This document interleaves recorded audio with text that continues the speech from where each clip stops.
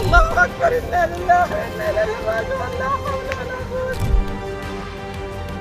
السلام علیکم دوستو، آج اگر دنیا میں کہیں بھی کسی ملک میں سب سے زیادہ ظلم اور تشدد ہو رہا ہے تو وہ ملک سوڈان ہے۔ غزہ میں تباہی اور ظلم ابھی رکا بھی نہیں تھا کہ سوشل میڈیا پر اب ہر طرف سوڈان کے مناظر چھا گئے۔ ہر طرف تباہ شہر، روتے بچے، بھوکے لوگ اور بندوقوں کی گولیاں۔ سوال یہ ہے کہ ایسا کر کون رہا ہے؟ یہ جنگ کس نے شروع کی اور آخر یو اے ای کا اس میں کیا رول ہے؟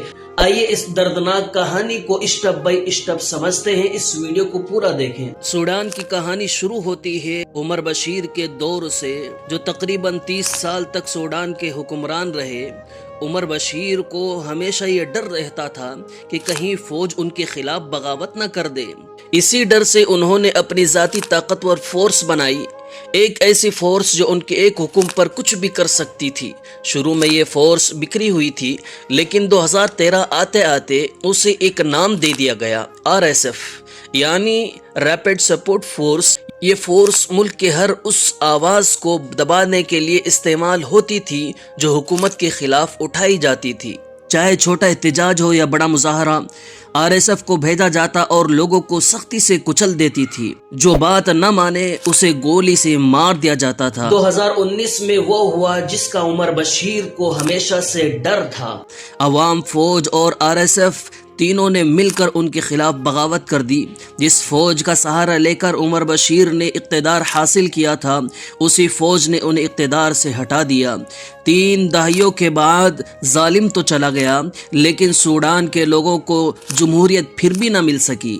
عمر بشیر کے جانے کے بعد سوڈان کی قیادت فوج کے ہاتھ میں چلی گئی۔ جنرل عبدالفتاح الباری سوڈان کے مین آرمی سربراہ بنے اور محمد حمدان دگالو ہمدتی RSF کے کمانڈر تھے۔ شروع میں دونوں ایک ساتھ تھے، بلکہ ہمدتی کو البرہان نے اپنا ڈپٹی بنا رکھا تھا، لیکن وقت گزرتا گیا اور طاقت کی لالچ نے دونوں کو ایک دوسرے کا دشمن بنا دیا۔ 2023 کے شروع میں دونوں کے درمیان طاقت حاصل کرنے کی جنگ چھڑ گئی۔ یہی وہ لمحہ تھا کہ جب سوڈان ایک خطرناک سول وار میں داخل ہو گیا۔ دوست دشمن بن گئے، دو فوجیں ایک ملک کے اندر ایک دوسرے سے لڑنے لگی۔ مارچ اپریل 2023 سے لے کر یہ جنگ شروع ہوئی اور آج یعنی 2025 تک یہ جنگ ختم ہونے کا نام نہیں لے رہی ہے۔ اب تک 2.5 لاکھ سے زائد لوگ مارے جا چکے ہیں، لاکھوں لوگ اپنے گھروں سے بے گھر ہو گئے۔ کھانے پینے کے حالات اتنے زیادہ خراب ہیں کہ چھوٹے چھوٹے بچوں تک کو خوراک نہیں مل پا رہی ہے۔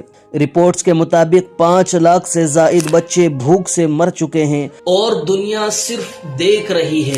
آج اگر آپ سوڈان کے نقشے پر نظر ڈالیں تو شمال، مشرق اور دارالحکومت خرطوم یہ سب مین آرمی کے کنٹرول میں ہے، جبکہ مغرب اور جنوب کا حصہ خاص طور پر دارفور یہ سب RSF کے کنٹرول میں ہے، اور اسی دارفور کے علاقے میں موجودہ شہر الفارش اب دنیا بھر کی توجہ کا مرکز بن چکا ہے۔ الفارش شہر 18 مہینوں سے RSF کے محاصرے میں تھا۔ اکتوبر 2025 کے آخر میں RSF نے آخرکار شہر پر قبضہ کر لیا، اور پھر جو ہوا وہ انسانیت کے لیے شرمناک تھا۔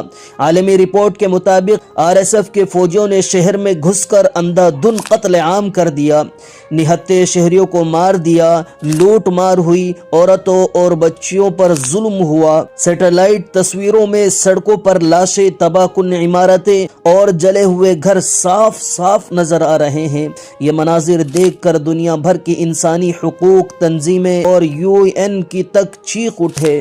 اب سوال یہ ہے کہ آخر UAE کا اس جنگ سے کیا لینا دینا ہے؟ بات یہ ہے کہ 2023 میں سوڈان میں ایک آرمی کے جنرل عبدالفتاح البرہان نے یہ الزام لگایا کہ RSF کو فنڈ صرف UAE سے مل رہا ہے۔ انہوں نے تو یہاں تک کہہ دیا کہ UAE کا مین لیڈر ایک اسٹیٹ مافیا ہے۔ یہ بیان کوئی معمولی بیان نہیں تھے۔ اس کے بعد سوڈان نے UAE کے تمام اہلکاروں کو ملک سے نکال دیا۔ UAE نے فوراً ان الزامات کو جھوٹا قرار دے دیا، لیکن وقت کے ساتھ جو رپورٹس آئی ان میں کچھ الگ ہی سچائی دکھائی جاتی ہے۔ سوڈان ایک غریب ملک ضرور ہے، لیکن اس کی زمین کے نیچے بہت سونا ہے۔ یہی سونا اس جنگ کی جڑ بن گیا ہے۔ رپورٹس کے مطابق سوڈان کا زیادہ تر سونا انہی علاقوں میں ہے جو RSF کے کنٹرول میں ہے۔ RSF یہی سونا کم داموں میں بیچتی ہے اور خریدار کون ہے؟ UAE وہی سونا اپنے ملک میں لے کر جاتا ہے اور مارکیٹ میں خوب اچھے ریٹ سے بیچتا ہے، جہاں اس کی قیمت کئی گنا بڑھ جاتی ہے۔ یوں سوڈان کا نقصان ہے اور UAE کا نفع، اور RSF کی فنڈنگ پوری ہو جاتی ہے۔ اسی پیسے سے RSF ہتھیار خریدتا ہے، اپنے فائٹرز کی تنخواہ دیتا ہے اور جنگ کو زندہ رکھتا ہے۔ دو جنرلوں کی طاقت کی لالچ نے پوری قوم کو تباہ کر دیا۔ ایک طرف لوگ بھوک سے مر رہے ہیں، دوسری طرف سونا باہر کے ملکوں میں جا رہا ہے۔ UAE اب بھی ان الزاموں کو رد کر رہا ہے، لیکن حقیقت یہ ہے کہ سوڈان کی سرزمین پر آج بھی خون بہہ رہا ہے، صرف طاقت اور سونے کے لیے۔ دوستو، آپ کو کیا لگتا ہے؟ کیا واقعی UAE اس جنگ میں شامل ہے؟ کیا یہ سب سیاست ہے؟ اپنے رائے کمنٹ سیکشن میں ضرور لکھیں۔